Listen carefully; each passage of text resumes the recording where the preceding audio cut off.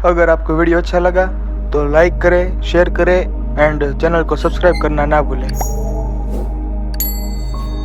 Hello, तुम लोग कहाँ हो? जल्दी से मेरी बताई हुई लोकेशन पर पहुंचो। वो लड़की मेरे कब्जे से भाग गई है, उसे पकड़ना मेरे लिए बहुत ही जरूरी है। दुष्यंत ने अपने चमचों को फोन करके तुरंत उसके पास आने को कहा। कुछ देर पहले वेदिका उसके चंगुल से छूटकर भाग गई थी।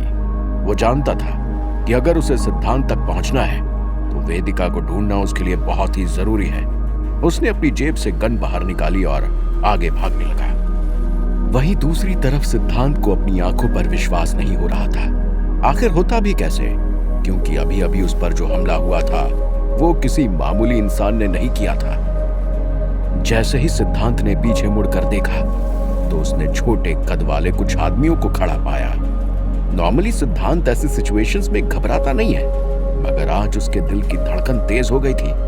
ऐसा इसलिए था क्योंकि भले ही कद में वो लोग छोटे थे, लेकिन उनके पास चमकते हुए कुछ हथियार थे। उनके कान लंबे लंबे थे, उनकी नाक भी सामने से लटक रही थी। उसने आज तक इस तरह के इंसान नहीं देखे थे।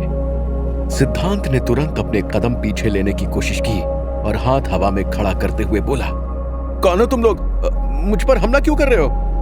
मगर उन लोगों ने सिद्धांत का जवाब नहीं दिया, बल्कि वो एक दूसरे को देखने के बाद सिद्धांत की तरफ तेज रफ्तार से आगे बढ़े। सिद्धांत ने भागने की कोशिश की, लेकिन उनमें से एक इतना तेज था कि वो सिद्धांत के सामने आ गया। उसके हाथ में एक लंबी रस्सी थी जिसे उसने सिद्धांत के पैरों में फंसाने के लिए इस्तेमाल किया। पीछे मौजूद कुछ छोटे कद के लोगों ने उस रस्सी को कस के खींच लिया, जिसके कारण सिद्धांत धड़ाम से नीचे जमीन पर गिर गया। जैसे ही वो जमीन पर गिरा, उस गुट का सरदार आगे आया और उसने सिद्धांत के सीने पर अपना पैर रखते हुए कहा, तुम हमारे राज्य में बिना इजाजत के नहीं आ सकते। जो भी ऐसा करता है वो हमारा दुश्मन बन जाता है। अब तुम्हारा अंत सिर्फ एक ही है और वो है मौत। देखने में भले ही वो आदमी छोटे कद का था, लेकिन उसकी आवाज और रौब बिल्कुल अलग था। उस गुट के सरदार ने अपना हाथ आगे बढ़ाया और अपने साथी को इशारा किया। तुरंत ही वो साथी भागता हुआ उसके पास आया और अपने सरदार के हाथ में एक नुकीली पैनी चाकू थमा दी। उस चाकू की नोक से रोशनी निकल रही थी। उस आदमी ने सिद्धांत को मारने के लिए चाकू हवा में उठाया। सिद्धांत जमीन पर पड़ा हुआ उठने की कोशिश कर रहा था, लेकिन उसके पैर कस के रस्सी से बंधे होने के कारण वो हिल भी नहीं पा रहा था। चाकू सिद्धांत की गर्दन से सिर्फ कुछ ही सेंटीमीटर दूर था कि तभी आसमान में तेज आवाज गूंजने लगी। जैसे ही वो आवाज वहां मौजूद उन सभी आदमियों के कानों में पड़ी, वो सभी अलर्ट हो गए और वहां से भागने की कोशिश करने लगे। सिद्धांत ने जब ऊपर देखा तो उसकी नजर आसमान में उड़ रहे विशालकाय पक्षियों पर पड़ी। उन पक्षियों की चोंच बहुत ही पैनी थी। उनके पर इतने बड़े थे कि उनके अंदर दो इंसान आराम से समा जाएं। वो हवा में यहाँ वहां उड़कर अपना शिकार ढूंढ रहे थे। उनमें से एक पक्षी नीचे जमीन की तरफ आया और अपनी चोंच में एक छोटे कद के आदमी को फंसाकर वहां से उड़ा कर ले जाने लगा। आजू बाजू हाहाकार मच चुका था। अफरा तफरी में सब सिद्धांत के बारे में तो भूल ही गए थे। सिद्धांत जानता था कि उसे जल्द ही कुछ करना होगा, नहीं तो वो भयंकर पक्षी उसको भी जिंदा नहीं छोड़ेंगे। उसने कभी नहीं सोचा था कि अतीत में आने के बाद उसे इन परिस्थितियों से भी गुजरना होगा। इसलिए उसने अपने आजू बाजू भाग रहे उन छोटे कद वाले लोगों की तरफ चिल्लाना शुरू कर दिया, मुझे खोल दो, मैं तुम सभी को बचा सकता हूं, मेरा विश्वास करो। सिद्धांत की आवाज इतने शोर में उनके पास नहीं पहुंच पा रही थी, मगर उसने हार नहीं मानी और वो चिल्लाता रहा। अचानक से एक छोटे कद का आदमी उसके पास आकर खड़ा हो गया। सिद्धांत ने अपनी आवाज बुलंद की और कॉन्फिडेंस के साथ बोला, मैं तुम्हें बचा सकता हूं, बस मेरे पैर खोल दो। उस आदमी ने कुछ देर सिद्धांत को अपनी टेढ़ी नजर से देखा, मगर आगे बढ़कर सिद्धांत के पैर खोल दिए। वो तुरंत खड़ा हुआ और भागने लगा। वो अपना मकसद नहीं भूला था। उसे अभी भी आर्यन को ड्रैगन के पास जाने से रोकना था, मगर तभी उसे पीछे से दर्द भरी चीखें सुनाई देने लगी। सिद्धांत तुरंत रुक गया और पीछे मुड़कर देखा। वो विशालकाय पक्षी एक एक करके उन सभी आदमियों को उठाकर ले जा रहे थे। कुछ ने तो हार मानकर जमीन पर बैठना ही सही समझा। उनको दुख में देखकर सिद्धांत सहन नहीं कर पाया और उसने अपने भागने की दिशा बदल ली। न जाने कहां से उसके अंदर एक अजीब सी शक्ति महसूस होने लगी। ये शक्ति बिल्कुल वैसी ही थी जिसका इस्तेमाल करके सिद्धांत ने गुफा में उस काली शक्ति को हराया था। सिद्धांत भागते हुए एक पक्षी को पकड़ने की कोशिश करने लगा, मगर उस पक्षी ने अपना एक पंजा उठाकर सिद्धांत को दे मारा, जिसके कारण वो जमीन पर गिर गया। जैसे ही उन छोटे कद वाले लोगों ने देखा कि सिद्धांत उनकी मदद कर रहा है, उनके चेहरों की चमक वापस आ गई। बाकी सारे जाकर पेड़ के पीछे छिपने लगे। उस पक्षी के पंजे के कारण सिद्धांत के गाल से खून बहने लगा था, मगर सिद्धांत ने उसे इग्नोर करते हुए दोबारा अपने कदम जमीन पर जमाए। वो अपनी पूरी रफ्तार के साथ एक पक्षी की तरफ आगे बढ़ा। तभी अचानक से उस समूह के आदमी ने सिद्धांत की तरफ एक चमचमाता हुआ हथियार फेंका। सिद्धांत ने तुरंत हवा में उस हथियार को पकड़ लिया। सभी सिद्धांत की तरफ बड़ी ही उम्मीद के साथ देख रहे थे। न जाने कहां से सिद्धांत के अंदर इतनी ताकत आई कि उसने जमीन पर पैर पटक कर हवा में छलांग लगाई। वो एक पक्षी के पास जैसे ही पहुंचा, उसने तुरंत अपनी तलवार को जोर से घुमाया। अगले ही पल उस पक्षी का एक पैर कट गया और वो हवा में यहां वहां उड़ने लगा। दर्द में होने के कारण उसने अपने पंजों में पकड़े हुए छोटे कद के आदमी को छोड़ दिया। ये देखते ही वहां मौजूद सभी खुशी से चिल्लाने लगे। उनके प्रोत्साहन के कारण सिद्धांत के मन में दृढ़ निश्चय और भी स्थिर हो गया।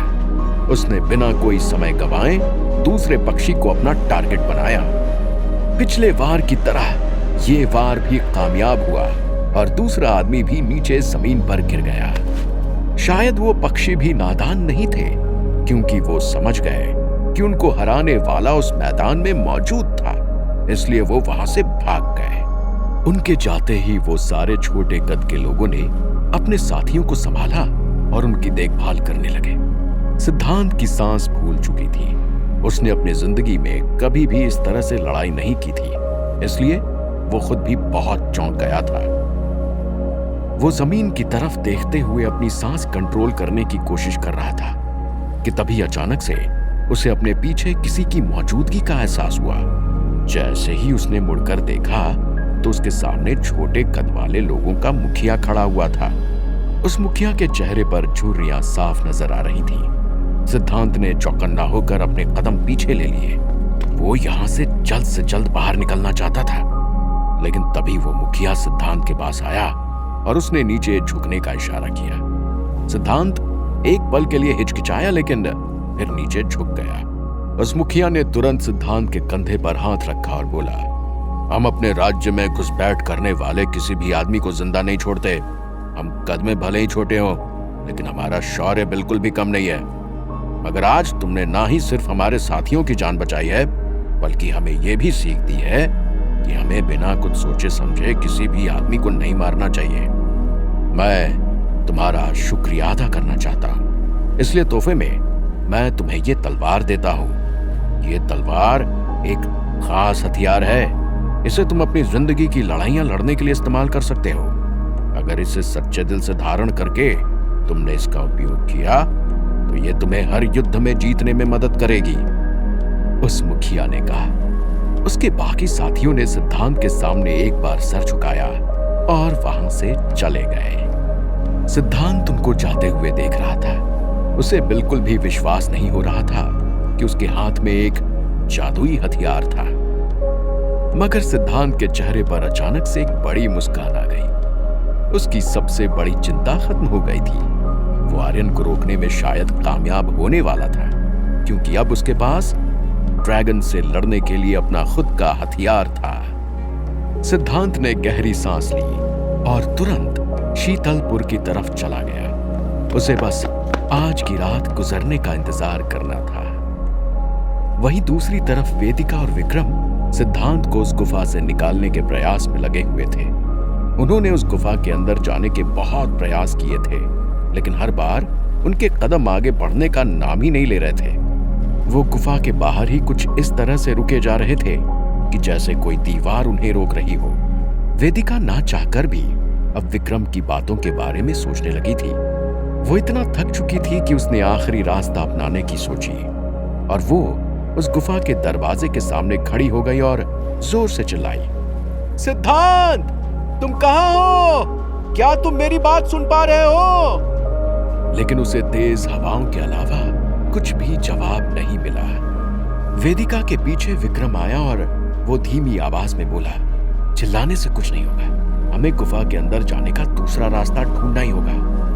वो दोनों आपस में बात कर रहे थे कि तभी अचानक से वेदिका की आंखें फटी की फटी रह गईं। शायद सिद्धांत को बचाने के चक्कर में उन्हें अपने आजू बाजू की कोई भी आवाज सुनाई नहीं दी थी। वेदिका विक्रम से कुछ कहना चाहती थी मगर उसके मुंह से कोई भी शब्द नहीं निकल रहे थे। क्या हुआ? तुम ऐसे क्यों देख रही हो जैसे कि तुमने कोई भूत देख लिया हो? विक्रम ने वेदिका के ऊपर हंसते हुए कहा, लेकिन उसके चेहरे से वो हंसी अगले ही पल गायब हो गई। उसे अपने पीछे एक उपस्थिति महसूस हुई। विक्रम ने जैसे ही धीरे से पीछे मुड़कर देखा तो उसके पैरों के नीचे से जमीन खिसक गई, क्योंकि उसके सामने कोई और नहीं बल्कि दुष्यंत खड़ा था। वो दोनों कुछ कर पाते उससे पहले दुष्यंत के हुंडों ने उन दोनों को चारों तरफ से घेर लिया। उन्होंने भागने की कोशिश की लेकिन तभी उन गुंडों ने दोनों को जकड़ लिया। दुष्यंत आगे आया और वेदिका की चिन को टच करते हुए बोला, तुम्हारी भी दाद देनी पड़ेगी। तुम मुझसे जिससे सारी दुनिया डरती है उसे चकमा देकर भाग निकली। मुझे ये बिल्कुल भी मंजूर नहीं कि कोई मेरी गिरफ्त से इस तरह छूट जाए। पकड़ दो इन दोनों को। और तुम्हारा वो दोस्त सिद्धांत कहाँ है? मर गया क्या?